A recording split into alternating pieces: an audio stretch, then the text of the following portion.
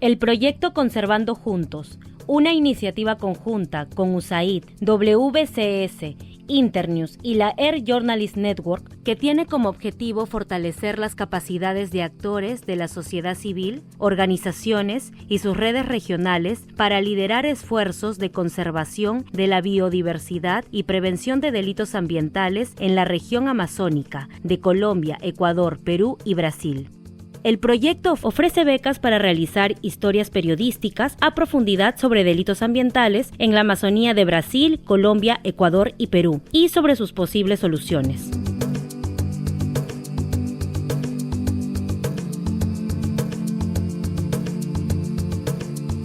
Conversamos con 3 de los periodistas que participaron en la segunda ronda de subvenciones sobre su experiencia en el proceso de reportería y sobre la importancia de proyectos como el de Conservando Juntos.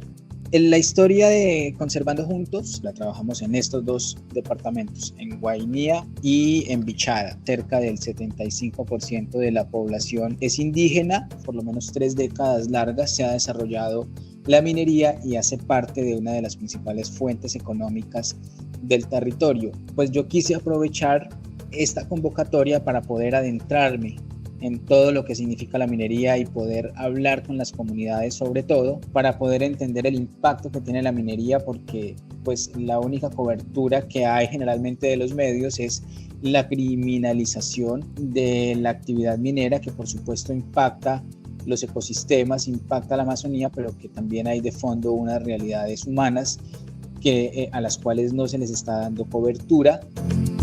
En este caso yo planteé cuál era el impacto de la minería ilegal en la cuenca alta, media y baja del río Napo y en las comunidades que están muy cerca del río y que son las que están siendo afectadas por la minería ilegal. Ha dañado, ha afectado las aguas del río y esto está afectando también a su salud. Problemas de la piel, con problemas de gastrointestinales bastante fuertes.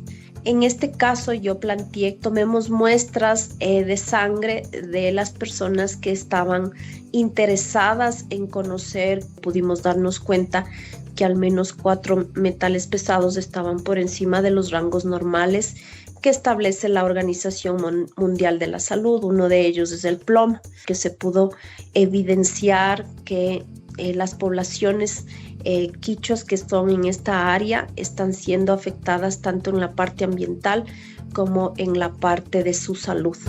A través de mentorías y de webinars, el proyecto promovió espacios de fortalecimiento de capacidades, un trabajo colaborativo que permitió enfrentar los desafíos de las reporterías y generar historias robustas que ayuden a explicar las múltiples amenazas que enfrenta la Amazonía, las comunidades locales e indígenas que habitan en ella y el planeta entero que depende de la salud de sus ecosistemas. A mí la mentoría me ha ayudado muchísimo. Los cursos también que hemos llevado me ha ayudado bastante porque te abre el panorama del periodista para poder entrevistar sin que corra el riesgo tu vida y la de tu entrevistado.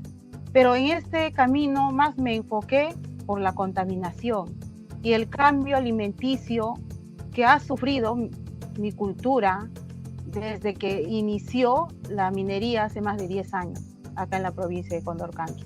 Porque hay 2 bandos, ¿no? Uno que está a favor de la minería y el otro que está en contra de la minería. Hay comunidades que están construidas por los mineros y entonces estas comunidades sí siempre defienden a los mineros. Entonces ha sido un reto hacerme volver a estar con la gente, con las federaciones, con los APUs, con la misma población y darles confianza. Porque a la Wajún, si tú no le das confianza, ellos no te van a hablar. A través del proyecto Conservando Juntos, en este 2024, hemos brindado apoyo a 35 periodistas que han trabajado con sus equipos y que han publicado en esta convocatoria 49 historias sobre delitos ambientales a las que puedes acceder en la página web. Te invitamos a revisar, compartir estas historias y a participar en las próximas convocatorias del proyecto Conservando Juntos.